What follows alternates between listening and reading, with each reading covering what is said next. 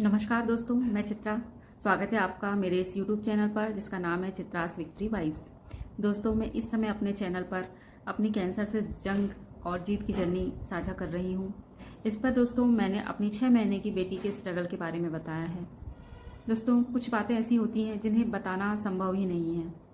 उनके लिए शब्द ही पर्याप्त नहीं है, उन्हें शब्दों में बांधना संभव ही नहीं है। मेरी बेटी 6 महीने की थी और मेरा ट्रीटमेंट मुंबई में चल रहा था। मैं 2 वर्ष का समय बीच में मैं आती जाती रहती थी, लेकिन लगभग 2 महीने, अधिक से अधिक 2 महीने, 2.5 महीने मेरी बेटी मुझसे अलग रहती थी। उस समय 2013 में मोबाइल नहीं थे। मेरे पास खुद एक छोटा सा कीपैड वाला मोबाइल था। मैं आजकल तो वीडियो कॉल से देख लेते हैं हमारे बच्चे क्या कर रहे हैं, क्या नहीं कर रहे हैं। उस समय कीपैड वाला मोबाइल हुआ करता था। मैं अपनी बेटी को देख भी नहीं पाती थी। 2-2 महीने, 2.5 महीने में अपनी 6 महीने की बेटी को नहीं देख पाती थी। वो बोलती नहीं थी क्योंकि वो 6 महीने की थी। मैं उसकी आवाज़ नहीं सुन पाती थी। एक माँ की तड़प और एक 6 महीने की बच्ची के लिए माँ की आवश्यकता, इसे शब्दों में बयां करना बहुत मुश्किल है।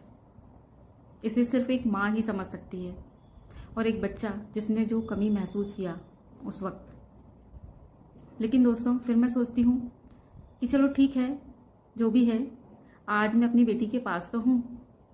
कुछ बच्चे तो ऐसे हैं जिनकी माएँ कभी वापस नहीं आ सकी। पेरेंट्स की चिंताएं बच्चों के लिए कभी खत्म नहीं हो सकती, चाहे वो कितने भी बड़े हो जाएं। पेरेंट्स को अपने बच्चों की चिंताएं हमेशा ही लगी रहती है। दोस्तों, हिंदी में एक निबंध है विद्यानिवास मिश्र का, मेरे राम का मुकुट भीग रहा है। उस निबंध के माध्यम से बताया गया है कि कौशल्या माता अपने पुत्र जब वनवास में रहते हैं, राम जी जब वनवास में रहते हैं, उनकी चिंता करती हैं कि बारिश हो रही है तो मेरे राम का मुकुट भीग रहा होगा, मेरे लक्ष्मण का दुपट्टा भीग रहा होगा, मेरी सीता का सिंदूर भीग रहा होगा।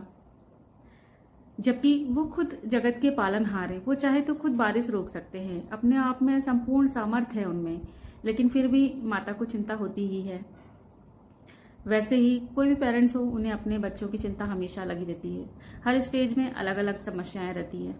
उस समय जब मेरी छोटी थी बेटी, तो मैं सोचती थी कि ईश्वर मुझे सिर्फ इतनी उम्र दे देना कि मेरी बेटी थोड़ा खाना खाने पीने लायक हो जाए, अपने हाथ से खा सके। अब थोड़ी बड़ी हो गई है, अब सोचती हूँ कि उसकी शादी हो जाए, फिर उसके बाद दूसरी समस्याएं, फिर दूसरी चिंताएं। पेरेंट्स की चिंताएं बच्चों के लिए कभी खत्म नहीं होती। उस निबंध को, मेरे राम का मुकुट भीग रहा है, निबंध को पढ़ के मुझे इतना अच्छा लगा, बहुत ही अच्छा लगा। मुझे इमोशनल सपोर्ट मिला। और दोस्तों, किताबें बहुत अच्छी होती हैं, किताबें बहुत अच्छी दोस्त होती हैं। वो बिना कुछ बोले आपको बहुत सी चीज़ें सिखा देती हैं। उस बुक के पढ़ के